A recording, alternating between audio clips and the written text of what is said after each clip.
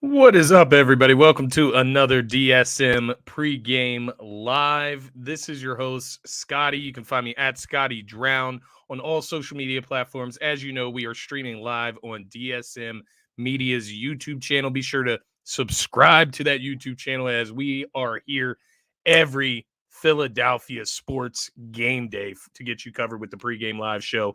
So be sure, hit the like button, turn the notifications on so you're notified every single time we go live.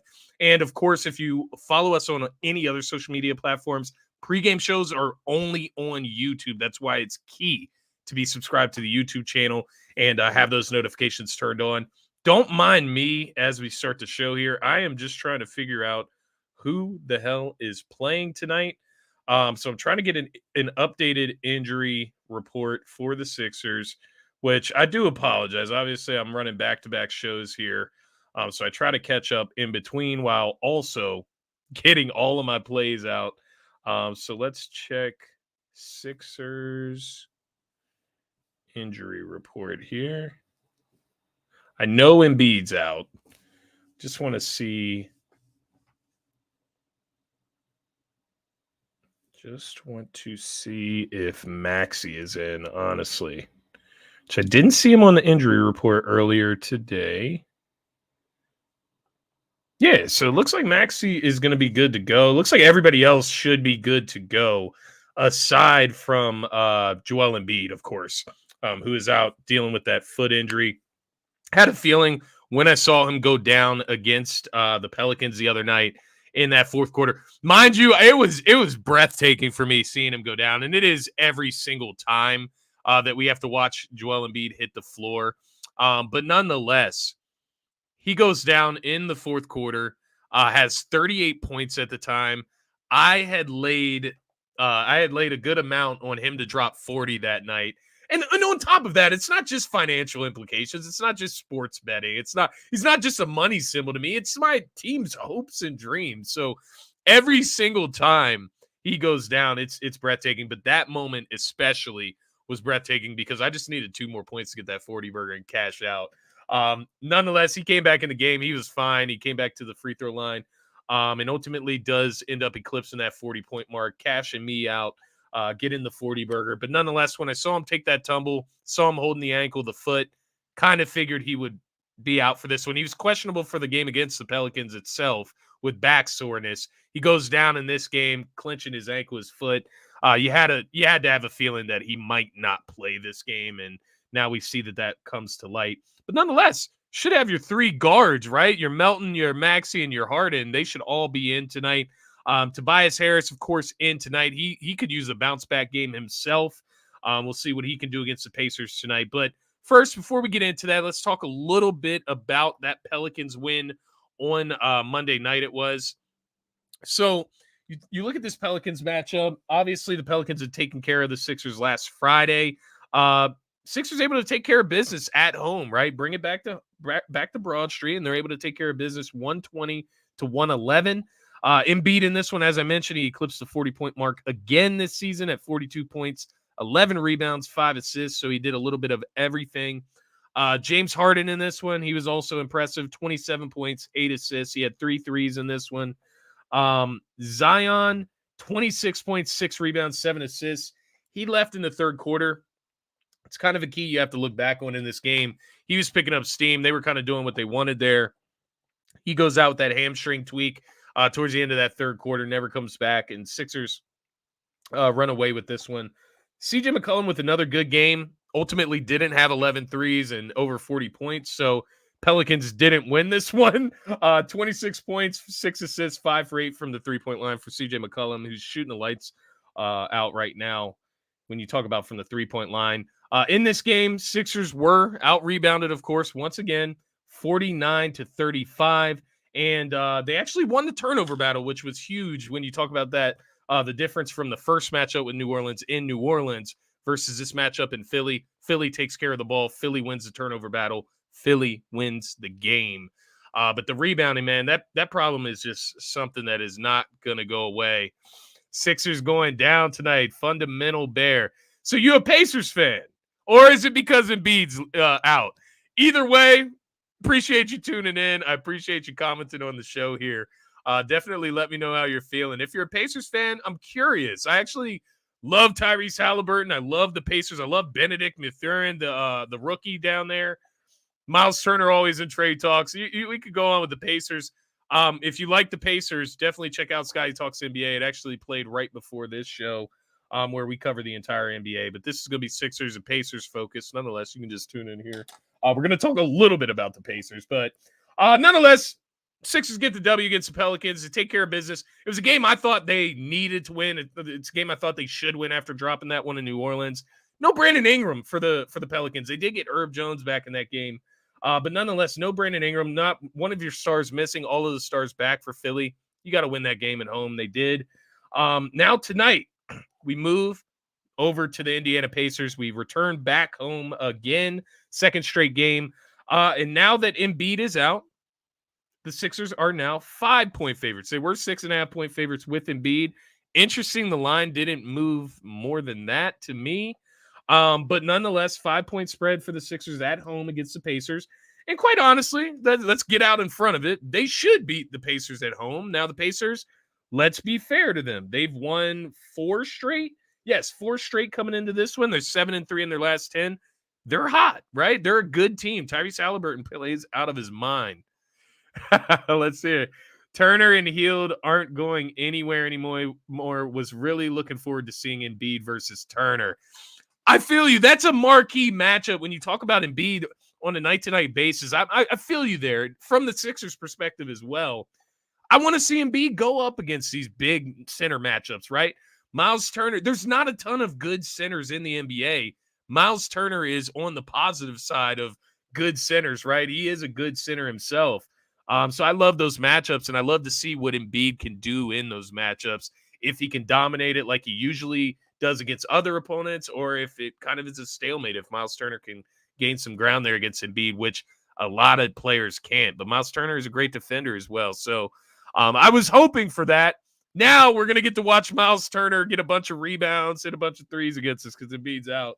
But nonetheless, yes, I feel you on the Embiid versus Turner matchup. Turner and Hield not going anywhere. Hey, like I said, there's not a ton of good centers, and there's not a lot of centers at all that can space the floor like Miles Turner can. So can shoot the three. He can do a lot of the little things that a lot of centers can't. So I feel you. If you don't want to lose Miles Turner, I don't understand why he's in trade talks every season anyways. Buddy Hield, he's another guy that's in trade talks every season, even when he was in Sacramento, but all he does is shoots the laces off the ball. So I feel you. Nonetheless, it makes for an interesting matchup tonight. No Embiid. It kind of evens the playing field even more. Not to say that the Pacers are right behind the Sixers in the Eastern Conference. I'm not trying to shit on the Pacers. I just think obviously the Sixers have a little bit more talent at this time, right? They're in that contending field of teams, at least from my perspective. So I look at this game, even without Embiid, Sixers should still have a good chance of winning at home where they play significantly better. You look at the Indiana Pacers, 21-17 on the season. As I mentioned, they won 4 straight. Sixers only 22-14 on the season. They've won 2 straight as well. They're 8-2 in their last 10. You look at the 4 major statistical categories for each of these teams. Points per game, Sixers ranked 20th in the NBA. The Indiana Pacers ranked 9th scoring the ball. So Indiana's top 10 in scoring. Rebounding, Sixers are 29th, second to last in the NBA. They're terrible. As I mentioned, it is an Achilles heel. It is something that is going to bite them if they do not improve that by the playoffs. Pacers not much better, 26, but nonetheless better. Assists per game, Sixers are 16th. Pacers are top 5. They are 4th in assists in the NBA. Probably has a lot to do with Tyrese Halliburton, I would imagine. Opponent points per game. So how many points per game are each team giving up? Sixers are 2nd in the NBA. Indiana Pacers are 21st. So you can kind of see how the matchup weighs out there. Sixers, really good, great defensive team. Pacers, really good, great offensive team. They clash together, and we're going to see what we get out of it. But I would imagine the Sixers got to get up into the top 15 offensive production scoring, right? I know James Harden, Maxi's been out for a while, but these guys, we got to make some improvements there on the offensive side of the ball. But I'm not going to complain as a top 2 defensive team in the NBA. I really won't complain there. So let's take a look at keys to victory for the Philadelphia 76ers as we do every Sixers pregame show. First one I'm going to go to here, guys, defensive awareness. And this is a key to victory. I wrote this down after Embiid was out because, as I mentioned, they're the second-ranked defensive team in the NBA. That is with Joel Embiid. So that changes significantly when Joel Embiid is out of the lineup. He is the anchor of the defense. I know everybody talks about his scoring. He had led the league for a majority of the season in scoring. His defensive presence, it's staggering. It's a difference maker. He should be in the top 5 defensive players of the year this season, because when you see the way the Sixers play defense with him on the court versus when he is out of the lineup, it's ridiculous. It's ridiculous, the difference, how much worse they are on the defensive side of the ball. Talk about what Embiid does on the defensive end. He can block shots. He obviously helps on the rebounding end. He gets in the passing lanes, but the main thing, he steps up on guys on the perimeter when they have to switch, whenever they are running that screen and roll, and he can defend out on the perimeter to a good extent. So defensive awareness. These guys got to be alert tonight. These guys got to be ready to go on the defensive end. You're going to have to play a lot more small ball, I'd imagine, which means we should be getting a lot of pressure on the ball.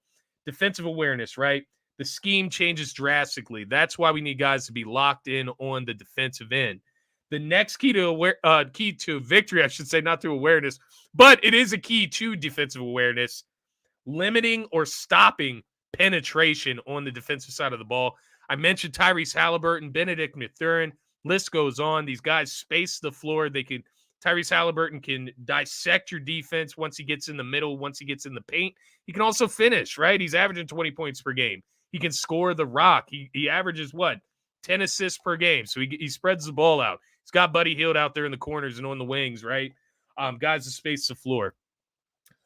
Got to stop penetration. That's where it starts on the defensive end, because you don't have the anchor back there.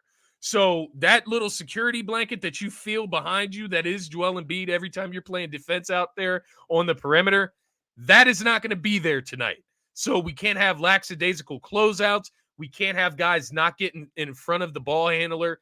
Guys have to stop penetration tonight. That is going to be a key to victory, especially when you're going against a point guard the caliber of Tyrese Halliburton that can get everybody involved when he is getting in the middle of that paint. The third key to victory, and this is an obvious one, Sixers, the other guys have to step up. Embiid leaves the game, that takes away about 34 to 35 points a night.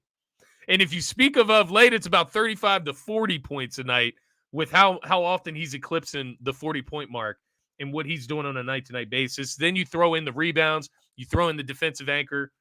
These guys got to step up. And these guys, James Harden, Tobias Harris, Tyrese Maxey, DeAnthony Melton is in that category for me now. He is in that category. He is not the caliber of those 3 other guys. I'm not saying that. But he is a caliber above the rest of the guys on this roster. So DeAnthony Melton, I have expectations for now. Tobias Harris, I've had expectations for. He's been slumping it up lately. Need him to get back on the shrine, right? Back on his grind. He needs to bounce back. It's as simple as that for Tobias Harris. Tyrese Maxey, he's still trying to get acclimated, coming off the bench, right? Coming back from the injury. No Embiid tonight. Let it loose. Get acclimated. It's time to be aggressive, Tyrese. There's no waiting around tonight. Embiid's out. That means there's a lot more scoring opportunity for Tyrese Maxey, a lot more opportunity to drive in the paint. There's going to be a lot more space open in there. It's time to get downhill, Maxey, and drive it. We got to drive the car tonight, Maxey. And then, of course, James Harden. Come on. It's James Harden. We've seen how he's been playing this season. He's got the first step back, right? He gets the mismatch. He can blow by those guys and get to the bucket and finish. His shot's falling, right? He's hit 3+ 3-pointers in his last 4 of 5 games. James Harden is playing some elite basketball right now. And all we have to ask Harden for, because Embiid will be back, all we have to ask Harden for is to turn into Houston Harden for one night. Turn into him for one night for us.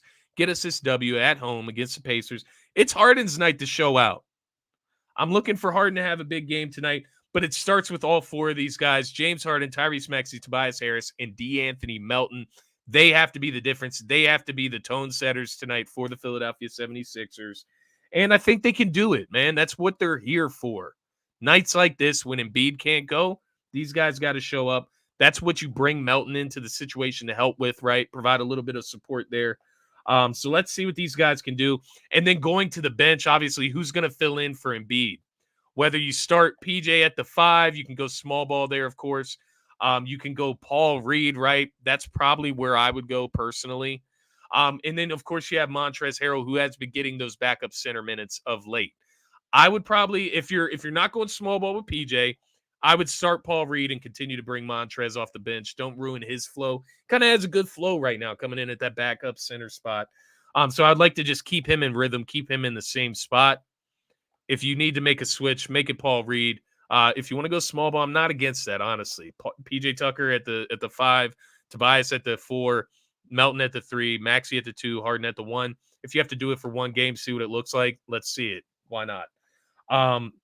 Those are going to be your keys of victory. Defensive awareness, then even further detail into that, stopping penetration in the paint. You got to keep those guards out of the paint because they're going to find open guys. They're going to find shooters, and it's going to be a long night if that happens. And then finally, the other guys, the other 4 stars on this team have to step up. Using star loosely there with D'Anthony Melton once again. Harden, Maxey, Tobias, Melton, they need to step up tonight in the absence of Joel Embiid. We'll see what these guys can do, right? Let's get into predictions, X Factor, goals. I want to get you guys the best bets before we get too close to the game start time. So predictions, X Factor of the night, and goal of the night. We'll start with the X Factor of the night. It's James Harden. I already talked about it a good bit in the last segment. They need James Harden of Houston to show up tonight, and it's only on this rare occurrence. They don't need it every night, but he showed glimpses of it. They need it in full effect. We need to see aggressive Harden from the tip-off tonight. Driving in the lane, using that first step to get to the rack, letting the 3-ball fly. Let it fly. But then also, not only driving in the lane to get your own shot, you can still get everybody else's shot. The assists are not going to come as easy as they usually do tonight. There's no Embiid. There's no dump off on that pick and roll. Embiid knocked down a mid-range, and you get 6 assists off that tonight. That's not happening, but you still can spread the ball around. We've seen Harden with a spaced floor when he's able to operate one-on-one and get into the lane and make things happen for guys. So I'm looking for a vintage James Harden performance tonight, and I'm looking for about 25-plus points, and he's been doing that, guys. 27 points, 30 points, 25 points. As long as you're getting the ball in the basket, whether that's assists, points, that's all that matters. I'm looking for 25-plus points, 8-plus assists tonight. Keep your guys involved despite Embiid being out. Trust your guys. And 3+ threes. I'm looking for Harden to be on point tonight. Focus, locked in, and that means that jump shot falling. Prediction. And the goal of the game to feed into that prediction, I still have the Sixers winning this one. Call me a homer. I get it. The Pacers are right on the brink. I think they just need 1 or 2, 3 more pieces maybe of quality role players and maybe one more star to go along with Tyrese Halliburton. Maybe that's Benedict Mathurin, developing into that star. But they're just not there, right?